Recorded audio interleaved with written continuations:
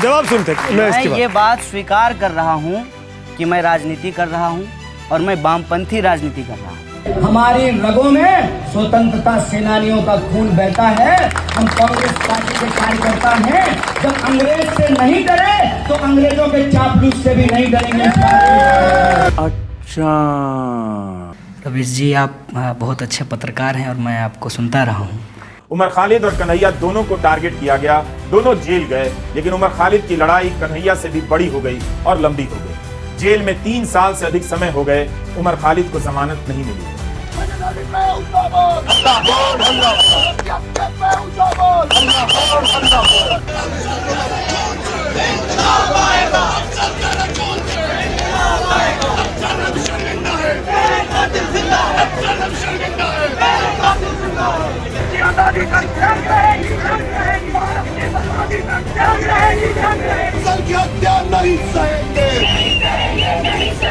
कितने अफजल मारोगे?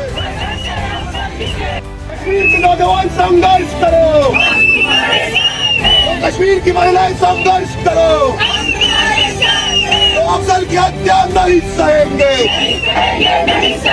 कितने अफजल मारोगे? Right to examination long live.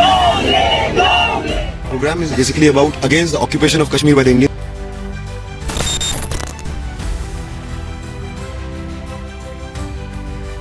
अब उसी उत्तर पूर्वी दिल्ली में उमर खालिद का एक साथी गरजने लगा है। मनोज तिवारी कुछ भी कर लें, चुनाव जीत भी जाएं, मगर बोलने में कन्हैया का मुकाबला नहीं कर पाएंगे। क्योंकि हम लोग सच में लोकतांत्रिक लोग हैं, सचमुच का संविधान में भरोसा करते हैं। अबे साले, कि जेएनयू कैंपस के अंदर जो लड़ने वाले लोग हों, चाहे वो अनिर्बान हो, चाहे वो उमर हो, चाहे अनंत हो, आशुतोष हो, चाहे कन्हैया हो, चाहे आप सब में से कोई हो, उसको देशद्रोही पता करके जेएनयू के आवाज को दबाना, जेएनयू को डिलेजिटिमेट करना, इस संघर्ष को खत्म करना। लेकिन हम उनको कहना चाहते हैं कि इस संघर्ष को तुम दबा नहीं पाओगे। ओसामा का जो प्रकरण हुआ, उस प्रकरण की सच्चाई आप सब लोग जानते हैं। आज तक नहीं पता लग पाया कि प्लेन क्रैश होने के चलते उतनी बड़ी बिल्डिंग गिर क्यों गई। एक रिपोर्ट आया था, डॉक्यूमेंट्री में मैंने यूट्यूब पे देखा कि सिर्फ प्लेन क्रैश होने से उतनी बड़ी बिल्डिंग गिर नहीं सकती। वो बिल्डिंग गिरी नहीं, गिराई गई है। पहले उसको खड़ा किया गया यूएसएसआर के खिलाफ, फिर उसको मारा गया पूरी दुनिया को यूनाइट करने के लिए। सारे शहीदों को शहादत का दर्जा दिया जाए और जो इनको शहीद बना रहे हैं उनके खिलाफ जंग छेड़ी जाए। मैं कहता हूं कि जिनको नक्सली बताकर मारा जा रहा है वो भी शहीद है। बोलेंगे, हम आतंकवाद के खिलाफ बोलेंगे, हम सैनिकों का सम्मान करते हुए इस बात को बोलेंगे कि कश्मीर के अंदर महिलाओं का बलात्कार किया जाता है। हराम के पिल्ले तू है कौन? कन्हैया पर, श्रीमान जी पर कोर्ट की जजमेंट पढ़िए। ये ध्यान रखा जाना चाहिए कि अभिव्यक्ति की स्वतंत्रता इसलिए है कि हमारे जवान सीमा पर सियाचिन में, कच्छ में जान पर खेलकर सरहद की रक्षा करते हैं। ये अफजल गुरु के पोस्टर छाती से चिपकाने वाले, ये एंटी नेशनल नारे लगाने वाले सियाचिन की बर्फ में 1 घंटे तक नहीं टिक पाएंगे।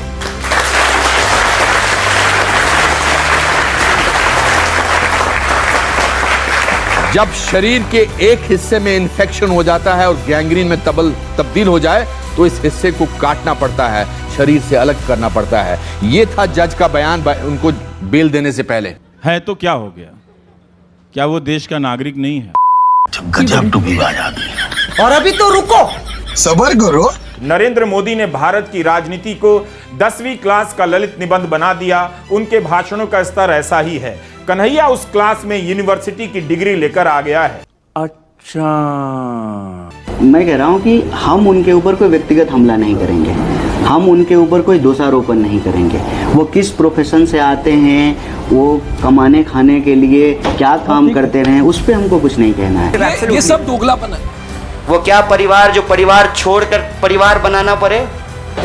मोदी जी से हम हक की लड़ाई लड़ रहे हैं और मोदी जी जिसका हक मार करके भाग गए उसका नाम यशोदा है। कि गृह प्रधानमंत्री इतना निकम्मा है कि 2016 से संबित पात्रा बोल रहे हैं वो समझ नहीं रहे हैं। हार्दिक पटेल, हार्दिक पटेल ये सब आराम से अपने कम से कम शब्दों की मर्यादा आराम से। मैं यहाँ पे मर्यादा सिखाने नहीं बैठी हूँ आप लोगों को, आपको खुद ध्यान में रखना चाहिए। एक ऐसे हाथ में है जो कहता है कि पीएफआई के नाम में भी इंडिया है।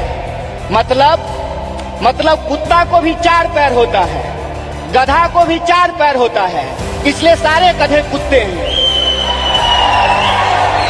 अगर ये रीजनिंग मैं लगाऊं, जो रीजनिंग इस देश के प्रधानमंत्री ने लगाया है, तो मैं ये कह सकता हूं ना कि प्रधानमंत्री जी को भी 2 आंख है और गधा को भी 2 आंख होता है कि ये आदमी बहुत नीच किस्म का आदमी है, इसमें कोई सभ्यता नहीं है।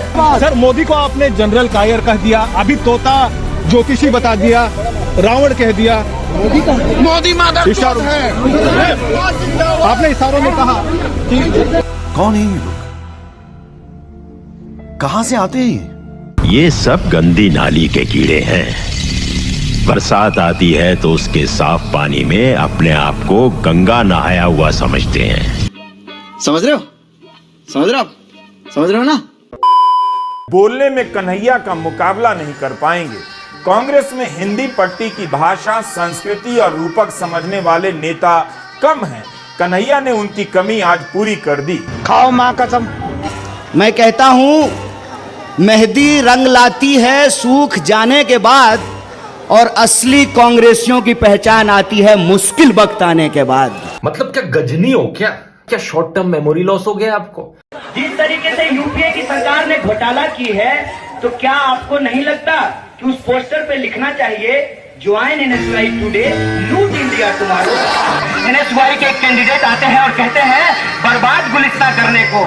सही कहा साथी, बर्बाद हिंदुस्तान करने को एक ही कांग्रेस काफी था। कि अगर कांग्रेस नहीं बचा तो देश नहीं बचेगा। कन्हैया हर जवाब की तैयारी के साथ मैदान में कूदा है कि अगर कांग्रेस नहीं बचा तो देश नहीं बचेगा। वाह वाह क्या बात बोली, मजा आ गया। मोमेंट है भाई, मोमेंट है।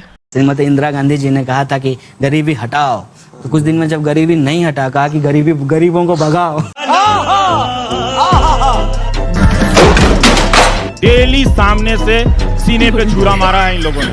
खत्म, bye bye, ta-ta, good bye, गया। वो सामाजिक आज़ादी होगी, और वो सामाजिक आज़ादी यही भगवावाद से हम लोगों को लेना है, और वो सामाजिक आज़ादी यही भगवावाद से हम लोगों को लेना है। तेरा बाप यहाँ छोड़कर गया था कि तेरी माँ?